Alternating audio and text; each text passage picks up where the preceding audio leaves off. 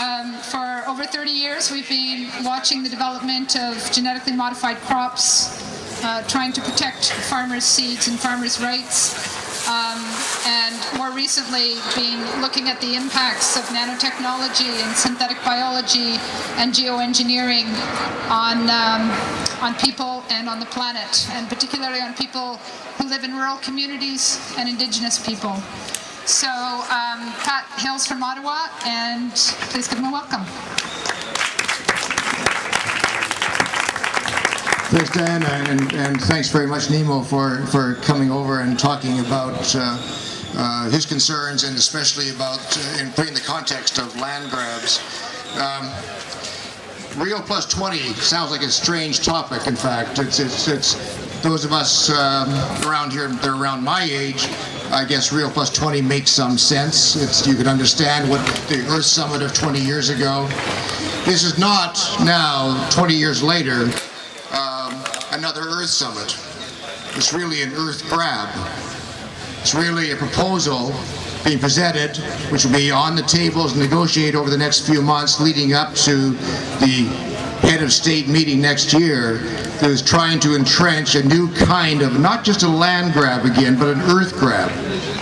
We're taking over of some of the commons we think of as being all of our resources that we share together, in terms of the skies, literally, in terms of the seas, and in terms of the soils underneath us. And I'll try to describe a bit about that, but first, if I can, I'd like to give a bit of the history, for those who are younger at least, of what old people like me are calling, and the United Nations is calling, Rio+20. The +20 goes back to the Earth Summit of 1992, but of course, whoops, this is more a Nemo technology than it is a Pat technology. But, the Earth Summit of 20 years ago and Rio+20 today could just as easily be called Stockholm +40, because the first major international conference, United Nations Conference on the Environment, was in Stockholm in 1972. Or for those of us whose first language is English, we could also refer to it as Silent Spring +50, because Rachel Carson's book, Silent Spring, was published in 1962. It'll have been 50 years, half a century, since that sort of major mind-shattering and earth-shattering book came out in 1962. But I kind of don't mind dealing with just Stockholm +40, because in Stockholm in 1972 there was two major events that took place at the same time. One was, of course, this big conference on the human environment, as it was called, and the other one was a bank robbery. In Stockholm in 1972, some not too smart crooks tried to break into a bank, and they didn't succeed. And while the conference was actually taking place, they were holed up inside the bank with the police outside, and they took some hostages.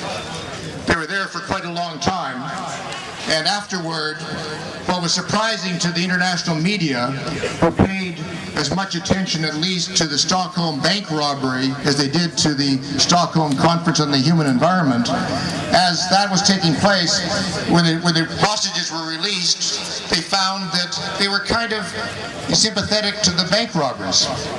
The bank tellers that had been taken over were two of them, in fact, became engaged to the bank robbers. That's been known ever since that Stockholm bank robbery. It's been known as the Stockholm Syndrome, where those who are captives try to ingratiate themselves in any way they can to those who hold them captive in the hopes of surviving. In a way, ever since the Stockholm Conference of 1972, those 40 years ago, we've been held captive to the United Nations and to the United Nations assumptions, or the government's assumptions, as to what should be done about the human environment, about our planet.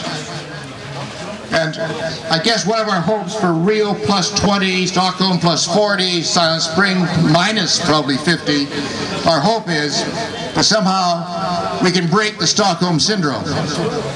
That for once, civil society can take over and not just be cheerleaders, not just be entertaining in the background, not just be putting on the parties and the dances to make it interesting for the media to watch us and to make it sound exciting, but in fact to make a difference in the actual politics that take place in Rio next year. And there really is a hope for that, because the governments have kind of messed it up. They've actually got themselves trapped into a meeting in 16 months that they haven't planned for. They haven't organized for it properly. They committed to doing it, suddenly it's on top of them, they've got no planning time, and they're trying to figure out what can they pull out of this. Well, they pulled out of it 2 ideas, and really 3 major initiatives in the end. One idea is to change the governance model. How boring can that be? The governance model of the United Nations multilateral system around climate change, biological diversity, desertification, all of the major environmental issues, and create a new structure for that.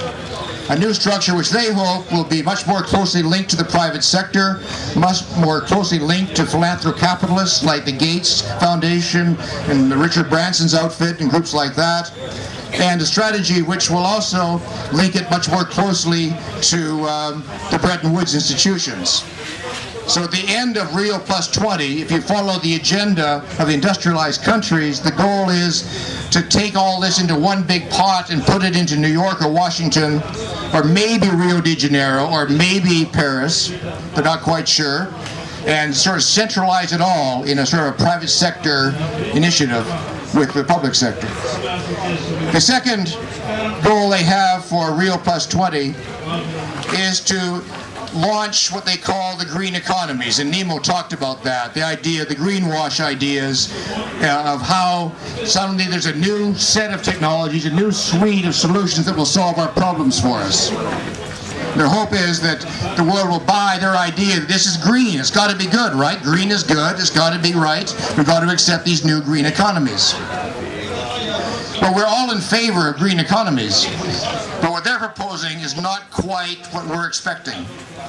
They're proposing strategies which are quite different from anything we'd ever hear about or talk about in the World Social Forum. Effectively, there are 3 green economies, or 3 green technologies they're putting on the table for us to consider. One of them is nanotechnology. And nanotechnology is being presented as a solution to raw materials availability, to the idea that there are limits to growth. To say that, don't worry, there's ways that we can recycle and reduce our consumption of materials while maintaining an increasing standard of living and an increasing consumption overall. Nanotechnology allows that in some ways, or at least theoretically allows that, by building everything from the atomic scale, building everything from the bottom up. That's the theory. It's not the reality, it's the theory. But it's there. And say, don't worry, be happy, you can carry on consuming, nanotechnology will take care of this for you. And of course, they've got a lot invested in that. Over the last 10 years, industrialized countries have spent $50 billion in basic research in nanotechnology. That, by the way, is the largest science initiative in the history of the world by far.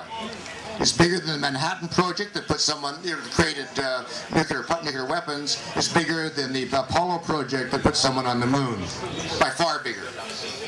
A massive investment by governments to say, we have a new manufacturing paradigm we can use, and we want everyone else to buy it. I'll get back to that.